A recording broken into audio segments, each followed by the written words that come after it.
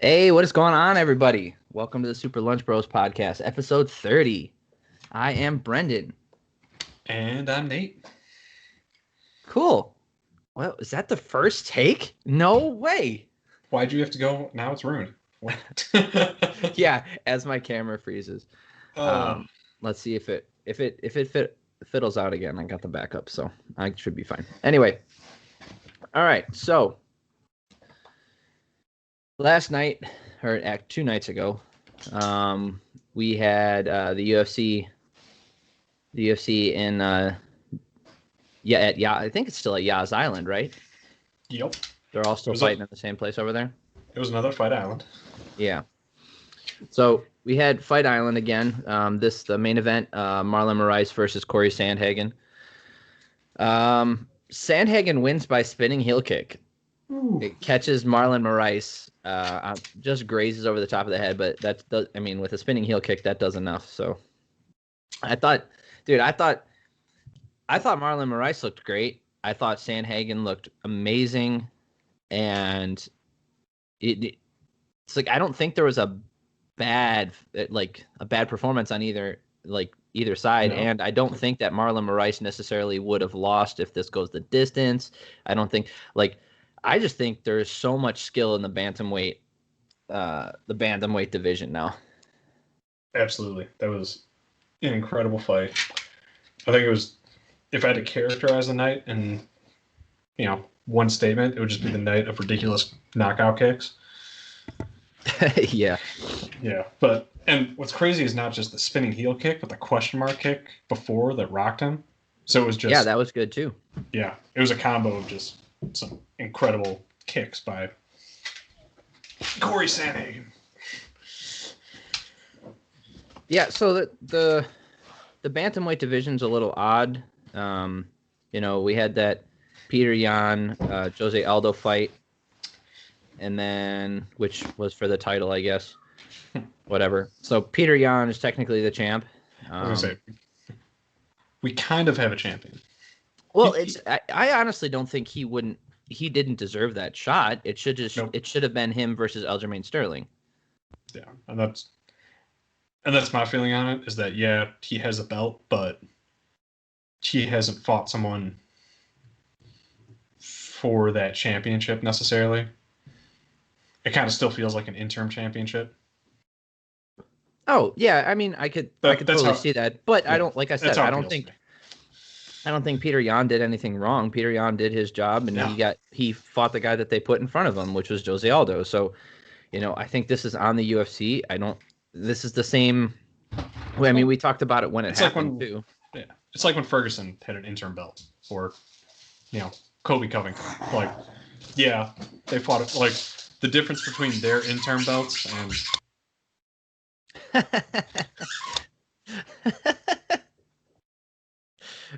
You talk for a minute.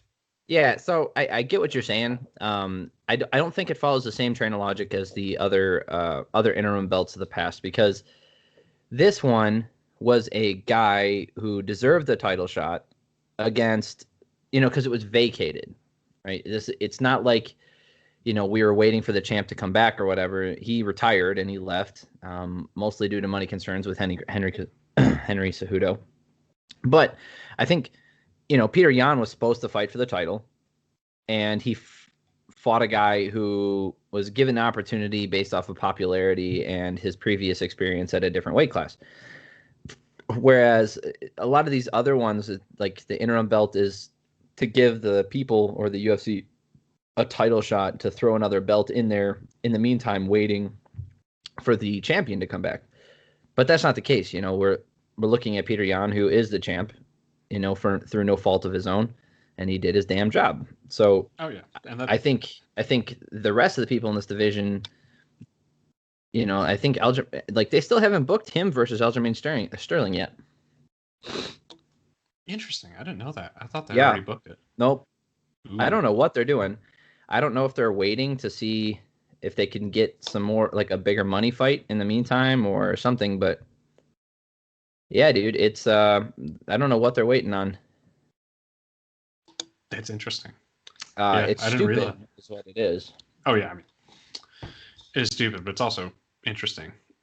Why haven't they booked? Have they said why they haven't booked the Aljamain Sterling fight? No. Just general UFC Yep. management skill. All right. Yep. Makes sense. UFC baloney. Yeah, one of the biggest things for the bantamweight division. I pull up the rankings here before I start talking out of turn here. Oh, and it's stacked. Well, of As you course start it is. looking through It's probably one of the best divisions in the UFC. Yeah. Okay. So you have Peter Yan, who's the champ, Marlon Moraes, who was ranked number 1, but so this is the problem with that title fight is everybody was pissed that Jose Aldo got the title because he came off of a loss in his bantamweight debut. Right? Like he should not have been given that opportunity. I don't care what you think about that fight or whether or not he won. Like it was close enough to where the judges saw it go one way and nobody cried. Like nobody was really crying other than Joe Rogan that there was like a robbery. And I don't even think he said it was a robbery. I think he just like, well, I think Aldo won that. I think Aldo won that, doing his normal Joe Rogan stuff, you know. So other than Dana that, White come out and say he like treated it as a win, basically. Like I don't remember if he said that for that specific case, but what I'm saying is like there's no reason why like that Aldo deserved that title shot. You know, there were plenty of contenders who actually deserved the title shot. So those people should have been given the opportunity first. But other than that little snafu that we had, so we have Aljamain Sterling sitting at number 2, Corey Sandhagen sitting at number 3, which I think should be shifted. So Aljo's probably going to be number 1 after this weekend. Corey Sandhagen's probably going to be number 2. And Cody Garbrandt's currently ranked 3rd for some fucking reason. Whatever. And then you got Frankie Edgar at 5, Pedro Munoz at 6, Jose Aldo at 7, Jimmy Rivera at 8, Rafael Sunsao at 9, Dominic Cruz is still in the top 10. You know, Merab Dvalishvili still in there, Marlon Vera, like he's moving in there, Song Yadong. Like there's lots of really good fighters in the top 15, and like especially the top, well, Frankie Edgar notwithstanding, the top 5 is like pretty young people. Yeah, interesting looking at essentially the win-loss on some of the people in the top 10, because there's quite a few people in the top 10 who have 2 or more losses in their last fight. Like Dominic Cruz, Jose Aldo, Pedro Munoz. Yeah, I mean the next title shot's it's obvious, and it's been obvious. Like it should be Aldo versus Aldo versus Peter Yan. That's the end of it. It's just what happens after that is interesting because like what happens if that fight doesn't get booked for like another 3 months, and what's Corey Sandhagen supposed to do? Because clearly he's the next up after that fight. Like he's next in line. There's no doubt about it. Like you know that first fight between Aljamain Sterling and Sandhagen went down. You know, and Aljo kind of walked through him, but it was a very fast fight. It wasn't like he was dominated for 5 rounds. I mean, I think it was only a 3-round fight anyway. But yeah, it's definitely Aljamain because there's not a single person in the top 10 that has more than 1 fight win streak other than Aljo. And especially of the last couple people that he's beat. Yes. If it's not him, it's just robbery. Yeah, so, I mean, Marlon Moraes looked good, like I said.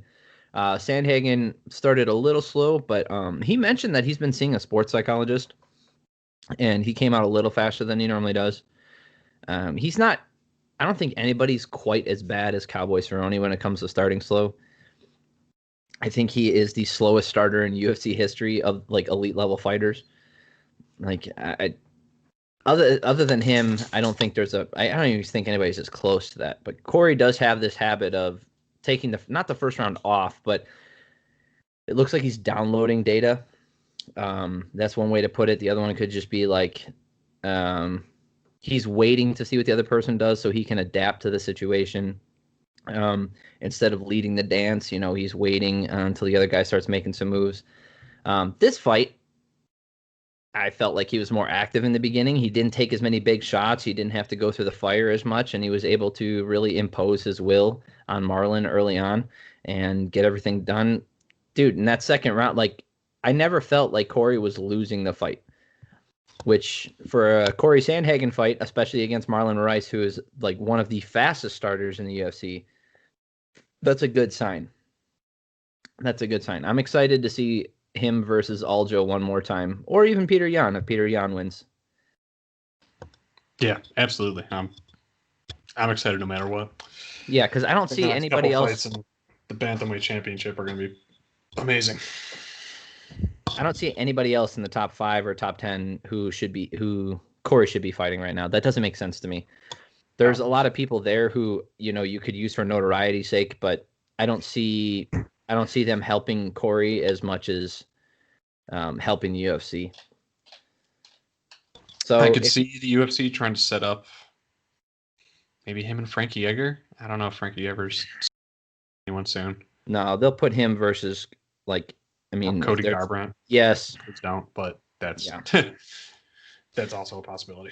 Yeah, that's what they'll try and do, and then Corey can put him to sleep too.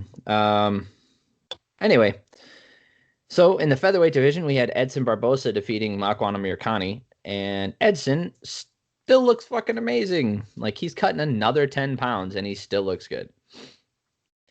Yeah, this is one of those times where you watch in a career with most of these veterans, when they make a weight management move, they usually go up a weight class. They're like, hey, I've been cutting weight for the past 15 years, 10 years, and my body just doesn't respond to the weight cutting measures anymore, and it's exhausting just trying to get the water out of my body. So I'm going to move up to the next weight class.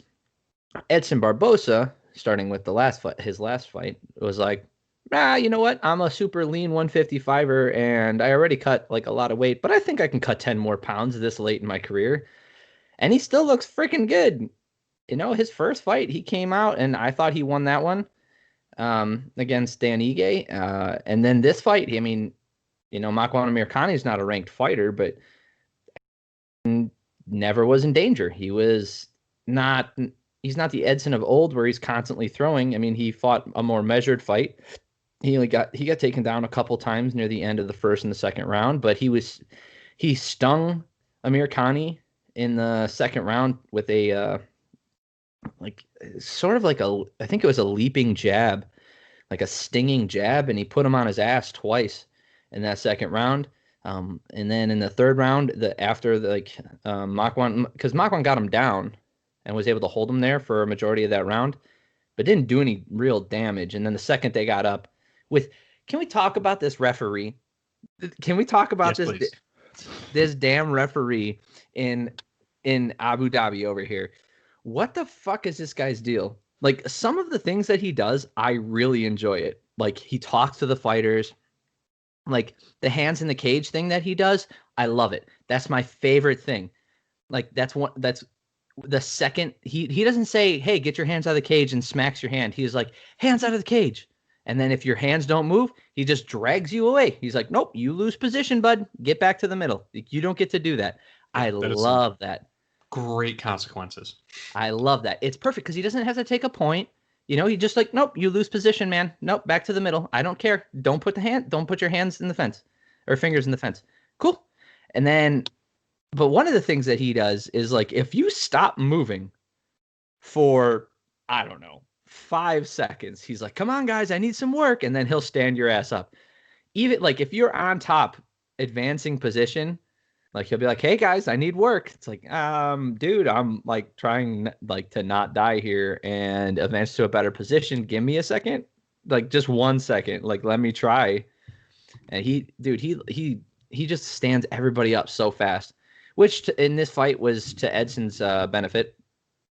So Edson looked amazing. I think, like, what do you think where do you think he goes from here, like, career wise? Not necessarily in the rankings. Like, we can also go through that. I just mean, like, he wants to fight for the title.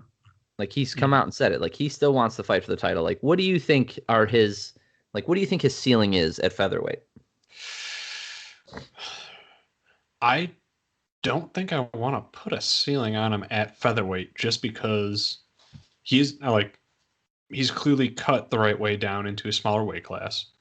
And because he has fought such bigger guys, maybe not that much bigger because there's a lot of guys at featherweight that probably could also fight at lightweight too. But like his skill level, his stand up, his K, like, and his explosiveness, I don't really want to put a ceiling on him. Like there's some really interesting matches at featherweight that I would want to see with Ensign. Like him versus Jeremy Stevens would be an awesome fight. Him versus Yair Rodriguez. There's some cool matchups, which, I absolutely think he could win, or he might not. Like it's hard to tell. He's such an experienced fighter that, nothing says that he couldn't, win a championship in featherweight. But there's also a ton of amazing fighters at featherweight. So if he gets up there, it's definitely some luck involved. So let's take the champ out of it. So let's say Alexander Volkanovski doesn't count right now. Let's just talk about his path to the title. Obviously, we have Max Holloway at number 1. I am interested in that fight, but I think Max Holloway smokes him. Yeah, possibly. Brian Ortega. I don't like that fight for Ortega. I think that would be a fun fight too. So Zabit Magomed Sharipov, he gasses out like crazy. He's got some crazy stuff. Like he does crazy stuff, but I think going against another experienced striker, that Edson can do very well there. Yeah, Edson, I think he gives Zabit problems. Chang Sung Jung. I don't think he wins that. I don't think he wins that one. I think the Korean Zombie smokes him. Calvin Kattar would be rough. Yair Rodriguez would be that's the bad fight for Yair. Calvin Kattar has the tools and the chin to really do some damage. Yeah. Same with Josh Emmett, Arnold Allen, Jeremy Stevens would be a fun fight. Dan Ige, he already fought. All right, so there's some walls in featherweight that he could run into, but I also think there's a road. No, that's what I'm trying to illustrate here is like of that list, like okay, so we have Dan Ige, he already beat in my opinion, but it was a close enough fight, whatever. Either way. Shane Burgos I think is a good fight. Sodiq Yusuff, I think that's a good fight. Ryan Hall, I don't know like how anybody looks against Ryan Hall, so nobody wants to fight him. Yeah, I wouldn't bet for him or against him. And then we have Edson Barbosa at 14. So, of all those names I listed, I think Max Holloway beats him. Almost definitely beats him. I think Ortega's a good fight. I think Chan Sung Jung beats him. Calvin Kattar beats him. Josh Emmett's a good fight, but I think Josh Emmett beats him. And probably Arnold Allen beats him. So, of the top 8, 5 of them give him a problem. And that's my issue, but it also means if he gets the right matchups, like he could work his way into a title. He could, in the next 3 fights, fight Jeremy Stevens, Yair Rodriguez, and Zabit. And win. And absolutely be in the conversation. Yep. And I think he loses to Volkanovski or whoever has the belt at the time. If it's Max Holloway, I don't see how that happens. Chan Sung Jung should be coming back soon. I think he's fighting, actually. Wait, sorry. He's fighting Brian Ortega. Yeah. He's fighting Brian Ortega. What I mean is, like, he should be up for the next title shot if he wins. That's what I was trying to say. But yeah, there's a path.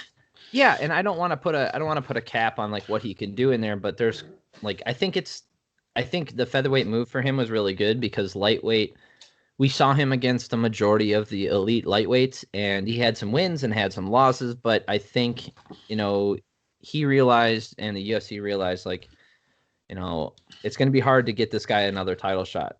So he was like, cool, I'll change weight classes.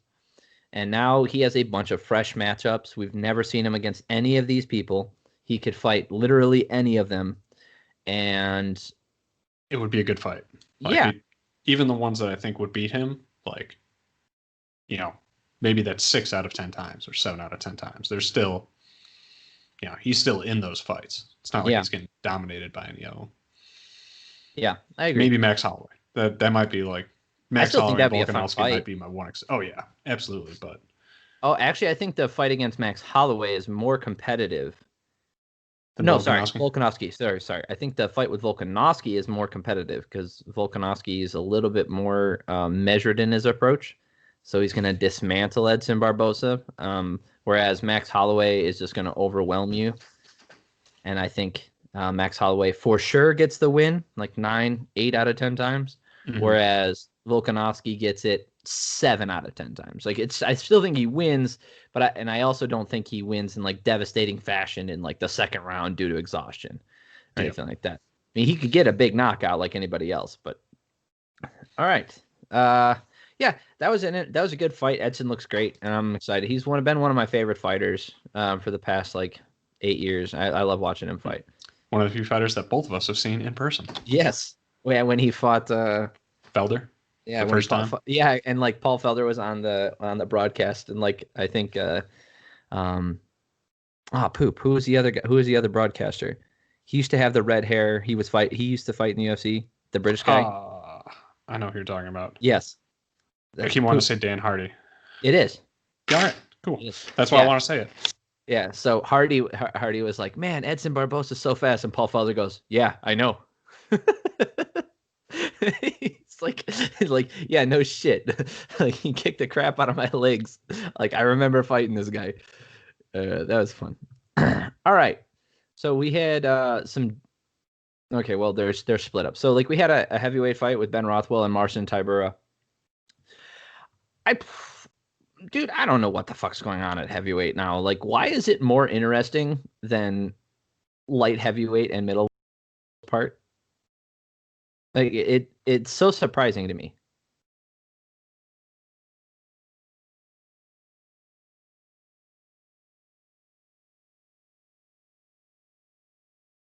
Oh yeah, your microphone's off. Oh. Well, we've had a dominant champion at heavyweight. He hasn't necessarily made like a run through everyone, I would say. Like, yeah, there's no denying the top tiers of the division that he's beat, but there's still a lot of young blood and kind of interesting storylines at heavyweight, and a lot of good up and comers. And yeah, it's a division that is very up for grabs. But I think John Jones dominated light heavyweight for so long that it's still a little flatlined. I think it's going to take some time to recover and get some excitement pumped back into it. Yeah. I just mean, like, if you look back, I'm just talking, I guess, more about talent pool. Like, how did we end up in a place where we have more challenging and young new fighters in the heavyweight division, which is classically one of the oldest divisions, than in the light heavyweight division? How did this happen?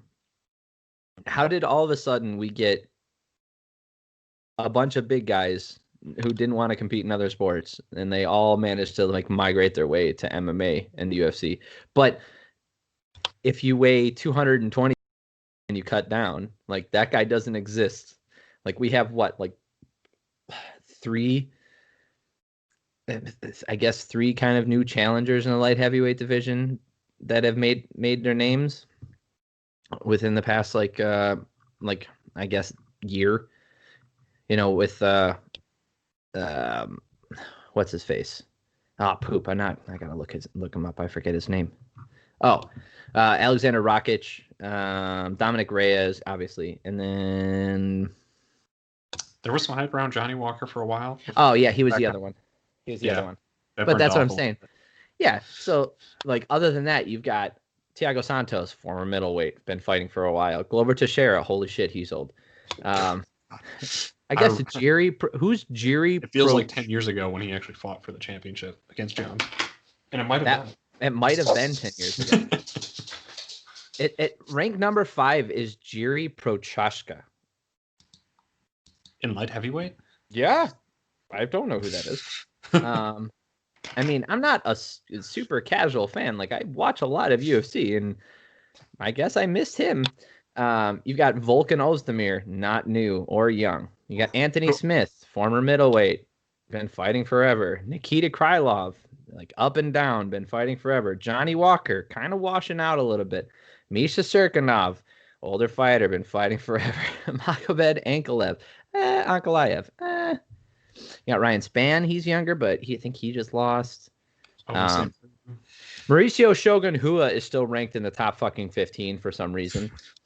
And you got Paul Craig and Oven St. Preux.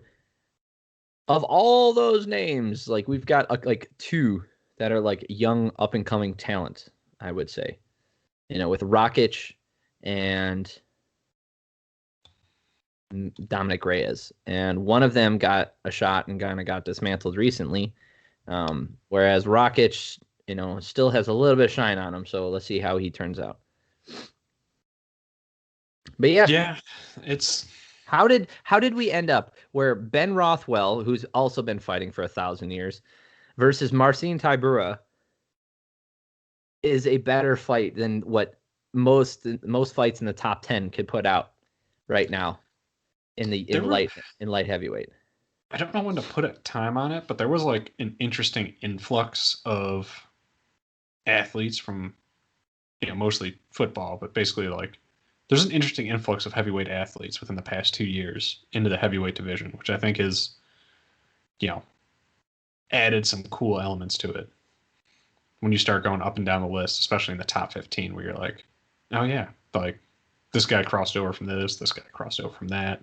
And even some ones outside the rankings that are, you know, interesting storylines for heavyweight. So, and maybe it was because it was so stale for so long that the new blood in heavyweight feels more impactful versus light heavyweight never really, you know, it was never meant to feel stale. So when it did get stale, it feels more impactful now that it's kind of meh. Yeah, that's versus true. Heavyweight, we always kind of like what we expect from each division. Like it doesn't take a lot to shake up heavyweight versus, you know, when's the next generation of light heavyweights coming in? That's true. Yeah, I'm just looking at the rankings, and neither one of these guys who fought this weekend was in the top 15, which is crazy to me because there's people in the top 15 who I guess I've seen fight, but should not be outranking Ben Rothwell. Yep. Yeah. Like Cyril Gane, Sergey Pavlovich, Tanner Bozer. Oh, I mean, Ivanov. Hey, Blagoy. Well, no. So here's a great example. Blagoy Ivanov. Yeah. Well, Blagoy Ivanov is also one of those guys who is one of the most difficult outs for any fighter in the heavyweight division because, you know, he just doesn't get knocked out and he never goes away. So he's one of those guys kind of like Ben Rothwell who puts up a big challenge. And even though he might lose, I don't think should be losing ranking, especially in a division like heavyweight where these other guys get one win and then they're like launched in the top 15. It's like, that's not how this works, guys. Well, that's because the ranking system sucks, and the ranking system at heavyweight sucks even more. Because nothing makes sense. We had a fun fight at middleweight with Marquez Perez versus Dricus du Plessis, or Plessis, or whatever. I think it's French. It was pretty good. It was fun. He ended up getting this. Like this was his Dricus. This was his UFC debut, and he caught him with a shovel hook to the side of the head when Perez was like rotating and ducking and going away. So it was interesting. But he got the knockout. I mean, it was a good fun fight. We had another heavyweight fight, which was fucking.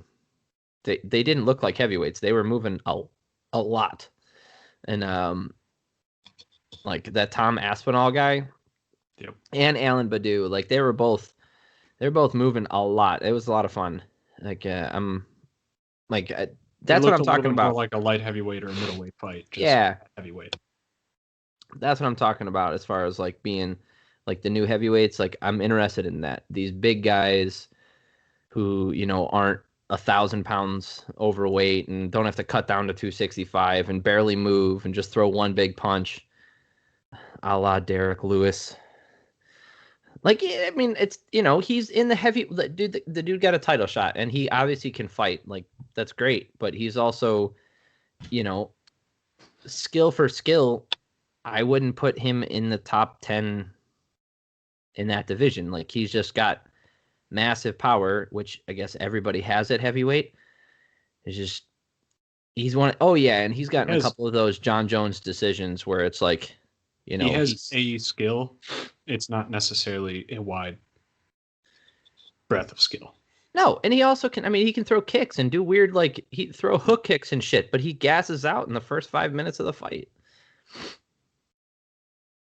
Yeah. All right. All right.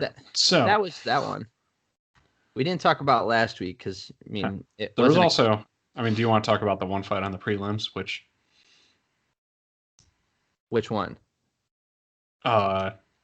Jacqueline Buckley, that crazy, probably number one highlight reel of the weekend knockout kick. No, I didn't watch it. What the hell? Did you see? Ooh, you haven't seen the kick. No, I haven't. This is poopy. Oh no, you might have to just like hop on UFC's Instagram or something really quick and just watch what the this. Hell? It is one of the most ridiculous, like spinning back kick knockout kicks you'll ever see in your life. Well, what the poop? I know. You almost missed one of the knockouts of the year. I mean, I'll watch it. I know. Oh wait, hold on. Tom Breeze versus KB Bueller.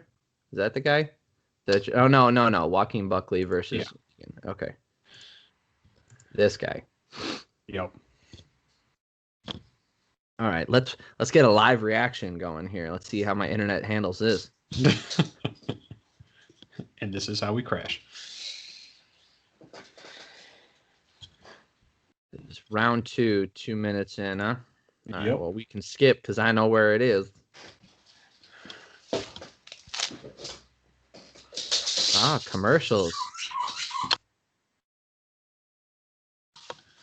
I would be talking, but there's a certain amount of squeaking. Okay. I can hear him. I mean, Buckley's already thrown some crazy kicks and stuff, so that's cool. Oh, yeah. Oh, holy shit. Oh, my God. Oh, he grabbed the kick and held it. Oh, my gosh. Yup. I've seen clips of this from like 5 different angles, and it's just amazing every single time. He turned into a piece of cardboard, like it was a cutout. He was like, oh yeah, he fell over. Holy shit! You see his brain tap out in slow motion on some of those replays. It's incredible. Holy, I've never seen anything like that. And to his credit, don't know if France's name, but Iba put out like really awesome post after the fact, like basically just congratulating the dude. It was super humble about the loss. Like he, it's a brutal knockout, but he took it like a champ. That's weird. That is so weird. Because it wasn't even like a spinning heel kick. It was a push kick to the face. Yeah, but just that combo, his other leg getting caught and him like getting the air from it must have just added some crazy oomph to it. I still think Edson Barbosa versus Terry Edom is better. I think the way that the amount of force that was put into that and the giant spinning kick that went into it, I think is still better. But in terms of like, you got to give credit. That's it was an amazing knockout. Holy shit, yeah. That was so cool.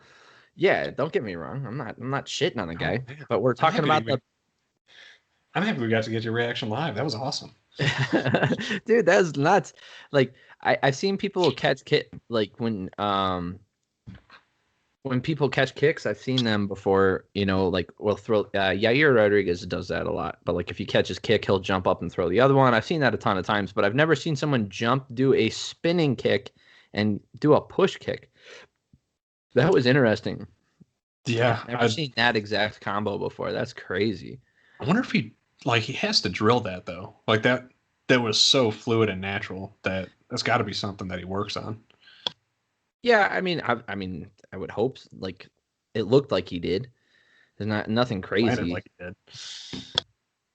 Or it's not that. Sorry, it's not that I said nothing crazy. It's like it's nothing normal is what I meant to say. Like that's not a normal reaction. Yeah, that's not a normal thing to do. So I would hope that he did some sort of drilling, because otherwise we have like a savant on our hand who's just like insanely good at spinning shit after they grab their. That's such a specific like move. Also, if you're just free moving and flowing, like you kind of get used to that kind of stuff, and like you can do that on the go, I guess.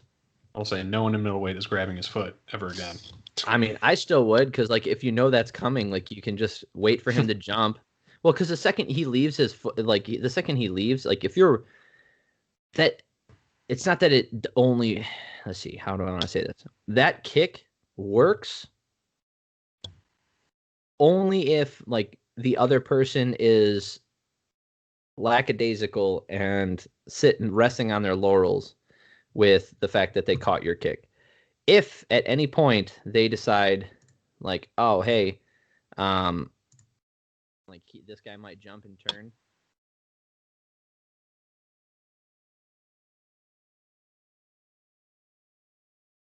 So if at any point like you think like he's gonna jump and turn, you can always you can just let go of the foot and then you're good.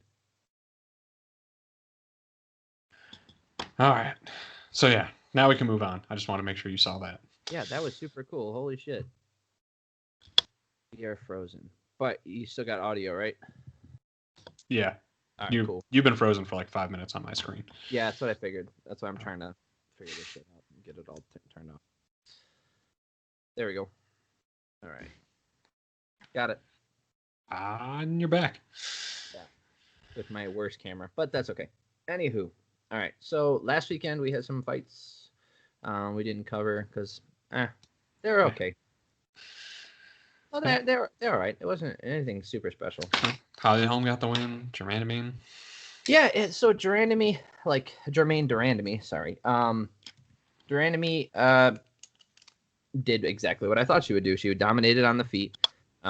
She got dominated on the ground, which is exactly what I said was going to happen. And then in the third round, she manages to lock up a choke, which was not expected, but that division is really weird.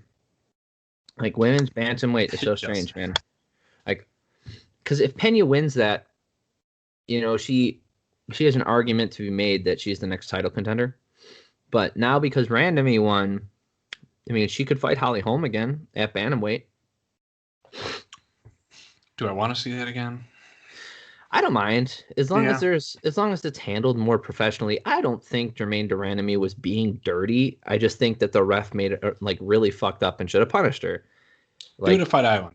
Let's just do that. Sure, yeah. Let's just do it again. We could do it again. Make it a 5-rounder.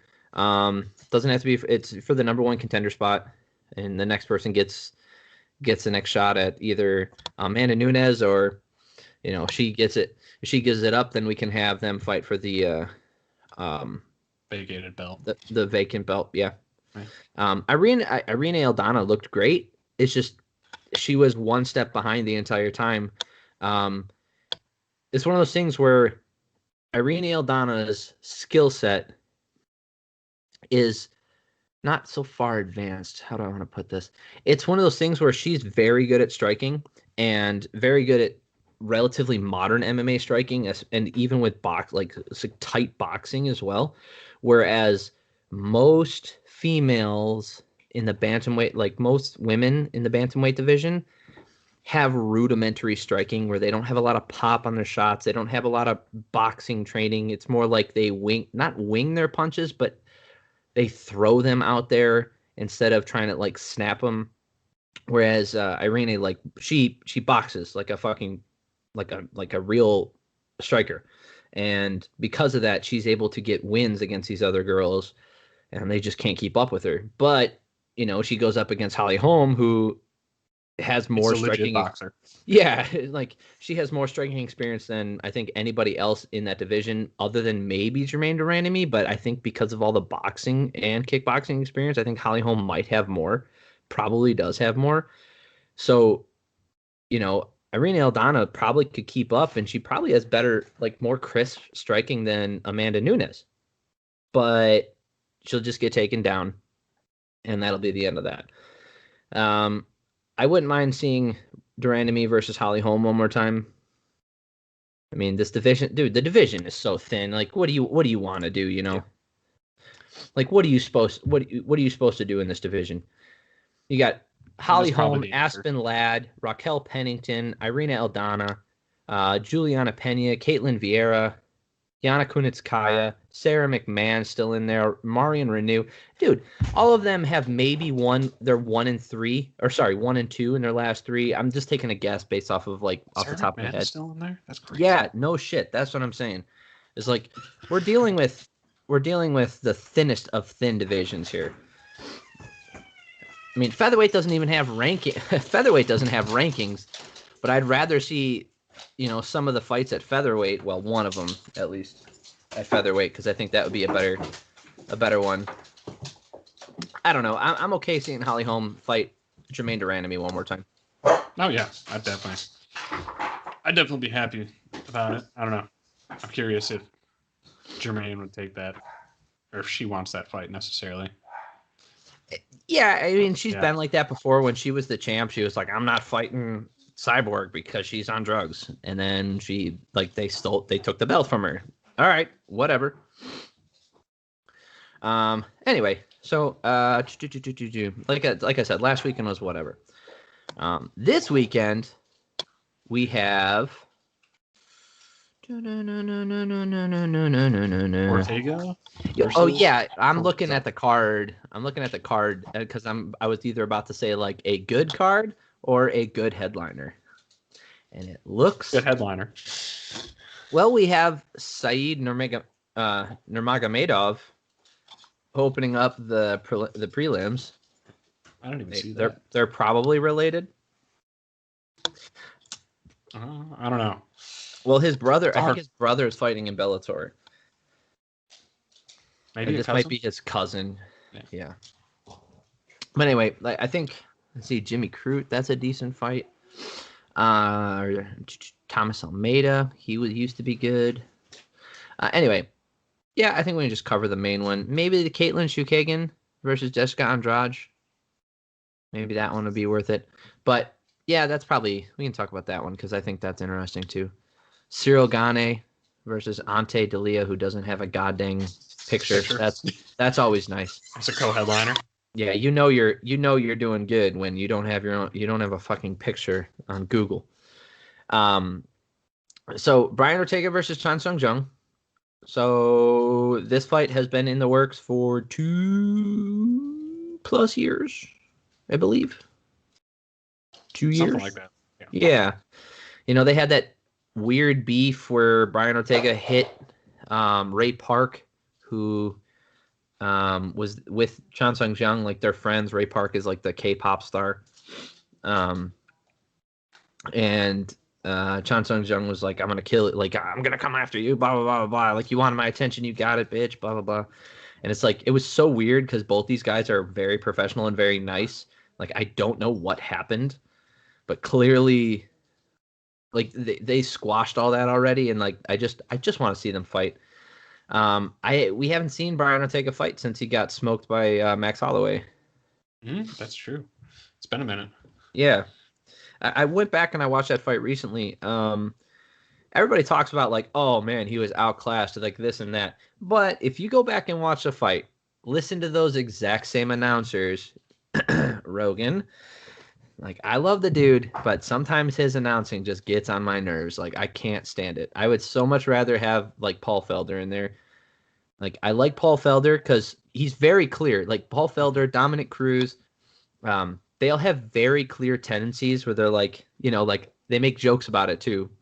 like that referee over the weekend constantly was standing him up, and Paul Felder was like, he's like, yeah, man, he's not playing around. He'll stand you right up. I like it because he's a striker, and like that's the kind of thing he likes, And Dominic Cruz is very, very adamant about wrestling. Like he's detailed, and he's like talking about like all the things, and then he's like, look at that, like he's running the pipe, and he's going for the single leg and doing this and no, not like, and he loves that stuff, and you know they're very clear about their tendencies. They even joke about this stuff, but they are very fair and open when it comes to judging a fight and calling out things that are happening without bias isn't the right word, although sometimes that does play in, you know.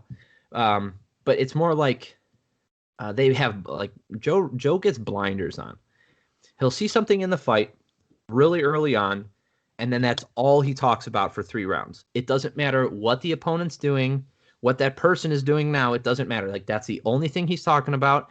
And then because of that, after the fight, you'll hear someone say, like he'll go like, "Oh, I can't believe they gave that decision to them," and then blah blah blah. You just see it all over social media, like, "Oh, I can't believe this guy won." Blah. But if you go back and watch the damn fight, it was a lot closer than they were making it sound, and those things he was talking about don't necessarily impact the fight. Like if you keep talking about defense, right? If all you're talking about is like, look at his defense, he's always moving. So I'm taking this to the extreme here. So like if you want to highlight someone's defense and the way they're shifting, the way they're moving, rolling with the punches, blah blah blah blah blah, and that's all they're doing, and they don't throw a punch, and all you're talking about is like, man, he's dodging all these punches, and then the round ends. Who wins that round? The guy throwing the punches and not landing, or the guy defending against punches? It's the guy throwing the punches wins, because he's enacting offense. It doesn't matter if you don't get hit unless you hit him back. So yes, you can talk about defense, especially in the larger part of the game plan and how he's not getting hit. But if that's all you accentuate is how he's not getting hit and he's constantly moving backwards, like he's losing when that's happening. In those exact moments when you're accentuating his defense, he's losing until he throws something back. So when I went back and watched this Brian Ortega fight, he's talking about how like, oh, Ortega's landing these big punches and blah, blah, blah, blah. Meanwhile, freaking like Max Holloway's peppering him constantly. And then like, they're like, oh, look, he rocked him, which I think he might have rocked him a little bit. Like he might have rocked Holloway. But the fight was a lot closer in the first couple rounds. And then immediately afterwards, like, oh man, I can't believe like Ortega was allowed to stay in there. Like Max Holloway was just ripping him apart for like a minute in that final round before it got. That's the only time where you thought like, maybe this is going a little too far. Other than that, it was pretty competitive.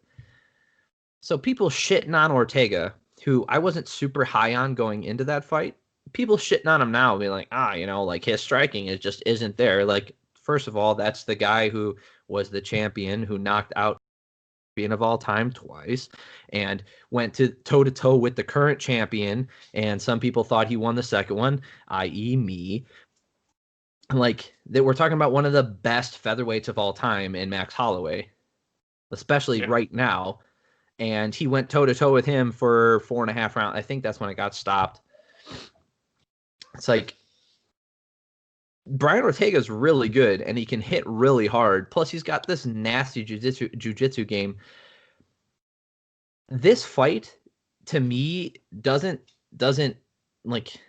I haven't seen anybody do a really good breakdown on it, and I'm not educated enough on their fight skills, nor do I have the time to do it myself.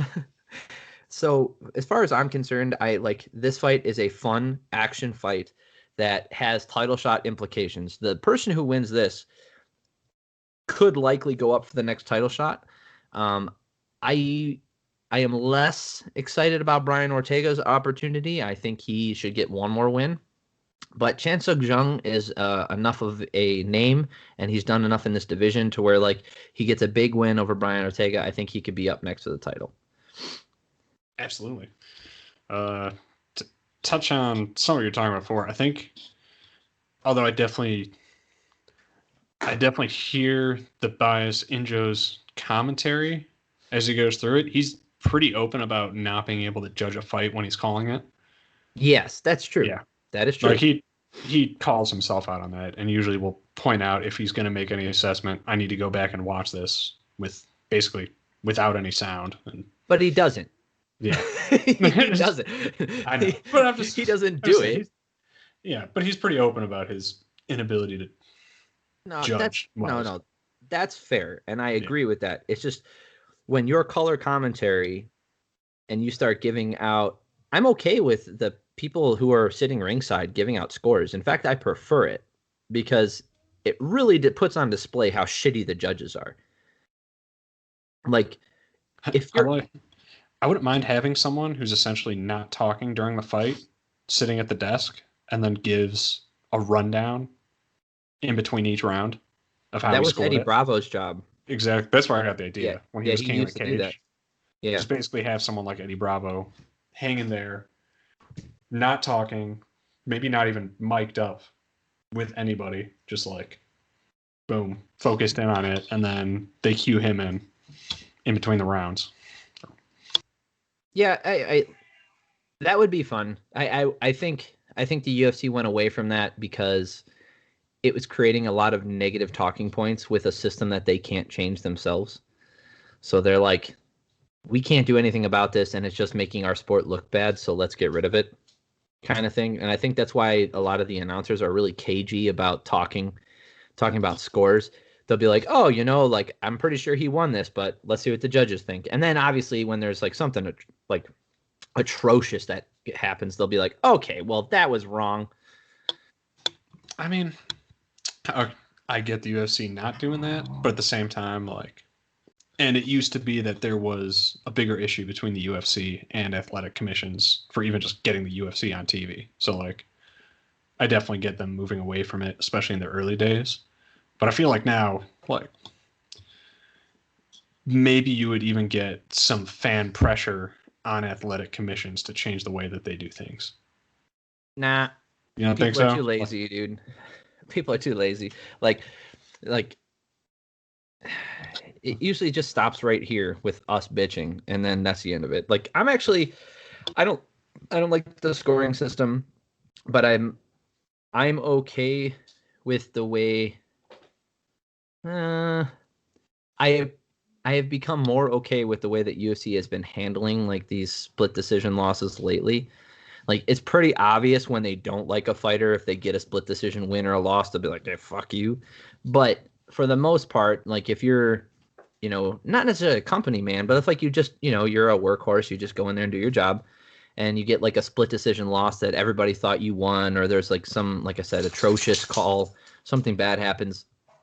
They've been pretty good about doing it. I wish there was something in writing that they could do, but they've kind of been self-governing anyway. Plus, because the UFC has carte blanche on literally every call that happens. Like, they can literally make anybody fight anybody they want.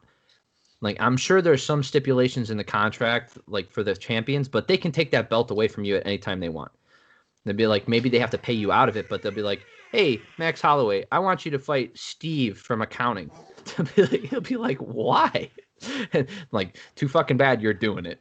Like, so they can create the matchups they want to create. So if somebody has enough hype behind them and they have enough of these close wins or close losses, they can kind of negate this bullshit stuff. The real problem I have is 2, 3, 4 years down the road, the less keen-eyed among us will no longer remember those split decision losses. They will, or the wins. They'll just be like, "Oh, this is a win. This is a loss," and that's all they care about. And even the most experienced journalists talk like that, and that's one of the things that gets on my nerves the most. Is like they might talk about it for a couple months or maybe even a year, but unless they're like really harping on it, like with Yoel Romero, right? They'll be like, oh, you can make an argument that he won all those fights. Like, they keep bringing that up. But you can do that for almost every fighter in the UFC. They just choose not to. Like, Joe just has a boner for Yoel, and he... Wouldn't it be interesting if an MMA publication made their own fight records? Oh, based off So of like the global scorecards. yeah, like if there was a clear enough consensus on a fight that it was wrongly judged, that they essentially just kept their own records. Yeah, you know what? I mean, I think Wikipedia does a good enough job of that. If you do, you'd have to do a little digging yourself. And then, like I said, the global scorecard does a pretty good job of that as well. Like they post it during the next fight or during the fight while it's happening, like who's winning. So there might be some sort of compilation of that. I don't know. It'd be interesting. Like if like MMA.com just basically had like, here's the on record win loss for this fighter, but here's our record win loss for this fighter. Yeah, some of them are voted on by random ass people though, which I don't like. Yeah. Huh. What? There's a place called MMA Decisions I just found, which gives the name of the. Oh, Wolf, you're a fucking idiot. He was the one who had it 29-28 for Barboza. He gave Amir Khani a fucking round. Get the hell out of here, you dunce. Ransom was the only one who got it right. 30-26. He gave him that 10-8 round in the second. That's good. But yeah, something like that. That would be interesting if you essentially like kept a separate independent record that wasn't necessarily tied to the official decisions. Like it was a little bit more of almost an expert record, not an official record. Yeah, I mean we could. Well, I mean that doesn't seem like that hard as long as you start it going forward. Yeah. Anyway, okay, so Also, as far as quick Brian. question. Oh yeah, go ahead. Before we move on, all right. If we're still talking about this fight, I was going to talk about this fight. I just wanted to say, like, for me, because there's been such a long layoff, and I don't know where Chan Sung Jung. I don't know where he is right now, as far as like his chin, his like ability to take a shot. I know he's still really good. Brian Ortega, how much has he improved on striking? Like, where's his cardio at now? Like, I have no fucking idea. So anybody who makes like a prediction on this going in, like I would have, I would be super skeptical of. Like, I'm leaning towards Jung. Like, I'm leaning towards Korean Zombie only because I think he's scrappy enough to get it done, and he's definitely got that. He's got that crisp boxing now, and I'm pretty sure he can hold his own on the ground. Like he had the first Twister finish in UFC history, and he's like a crafty veteran. I'm leaning towards him, but I'm super non-committal about it. Like this fight, like Brian Ortega can go in there, snatch his neck in like the first 2 minutes, and fucking that's the end of the fight. So there's no way for me to even guess a little bit. Yeah, I think I hate to call it 50-50, but it's not even a 50-50 for me because that would be me predicting that it's a close fight. I have no fucking idea. I gotta go describe it.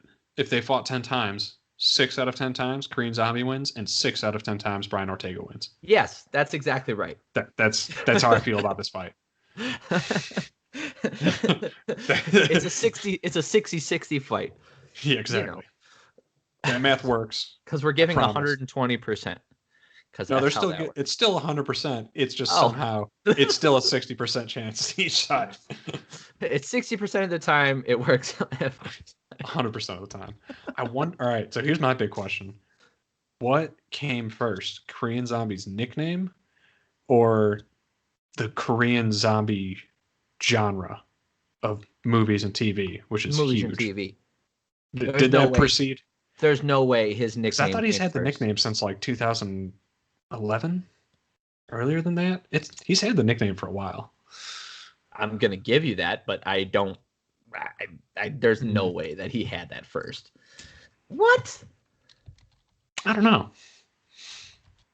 I'm just Googling Korean zombie films, and I want to see the oldest one that I can find. I mean, there's definitely going to be like some older ones, but I mean, that genre is definitely blown up in the past couple of years. 2010, 2012, 2020. Okay, that's a new one. 2016, 2020. So 2019. 2010 would be right around the time that he entered the UFC, but I think he had the name before he entered the UFC. Well, I just looked up the 10 best. So, like, what about a shitty one? Let's look up shitty Korean or like zombie movies. Train to Busan. Is that a? That's supposed to be an amazing movie. I'll be honest, I haven't seen it, but that's Me supposed to be like either. one of the best zombie movies out there, Yeah. Korean or not. Also, if you haven't seen Kingdom on Netflix.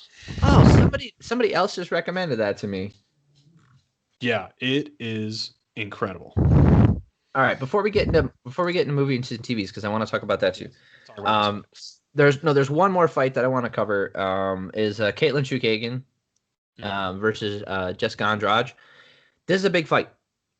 I don't know as far as like the future of this division goes. I don't know where Jessica Andrade is going to sit, but this is going to be an interesting fight because Andrade had her chance at 115, took her opportunity, and got the title.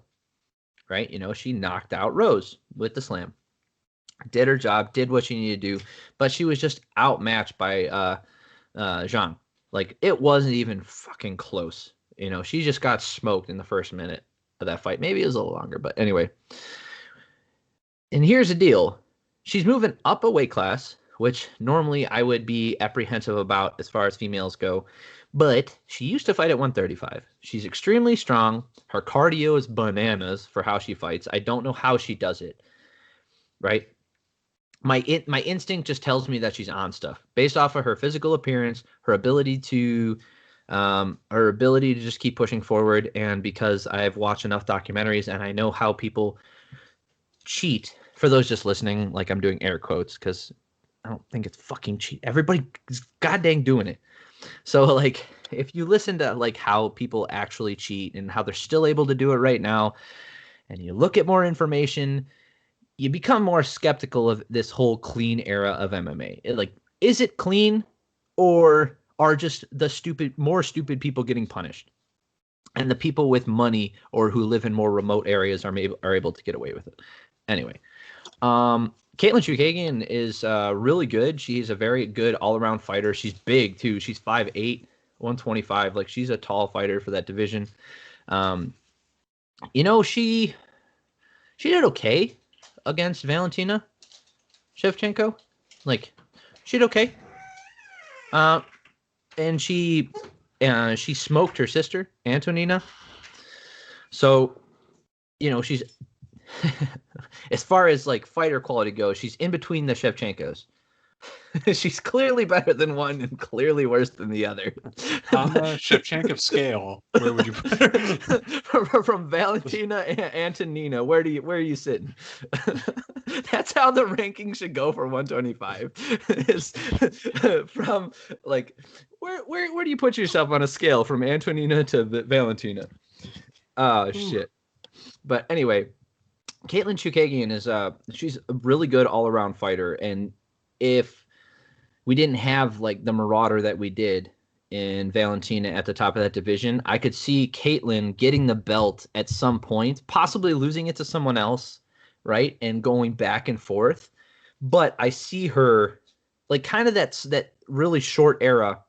Well, it wasn't. Yeah, it was really short, where like Ronda had it, then Holly had it, then Misha had it, and then Nunes had it. Kind of like that, but more competitive every time. Like, kind of it was like Misha versus Holly every time. Like, that's how I see. Because without Valentina Shevchenko, like, dude, I mean, who else is in that division that you'd see like just dominating everybody? I just don't see that happening. No one like the way that Shevchenko has.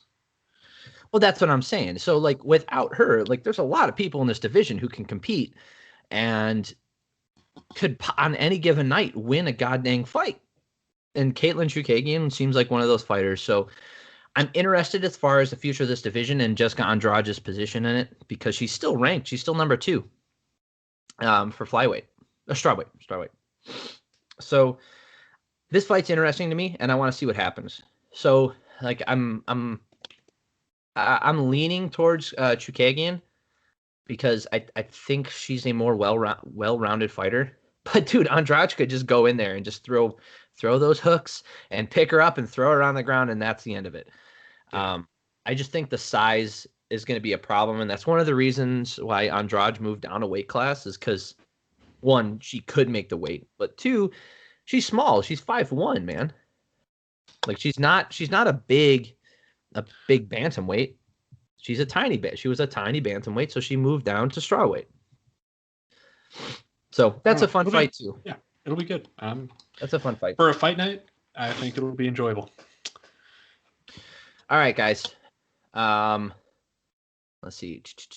Yeah, that's all that's coming up this weekend. Thank you guys so much for listening. We're keeping this one short. Later this week, we're gonna put out our second part. We're gonna try and separate these two things, the UFC talk, and then like politics, TV, movies, and baloney, and all of our other stuff that we talk about. That way, if you're interested in the UFC stuff, like you don't have to go scrounging around through our podcast.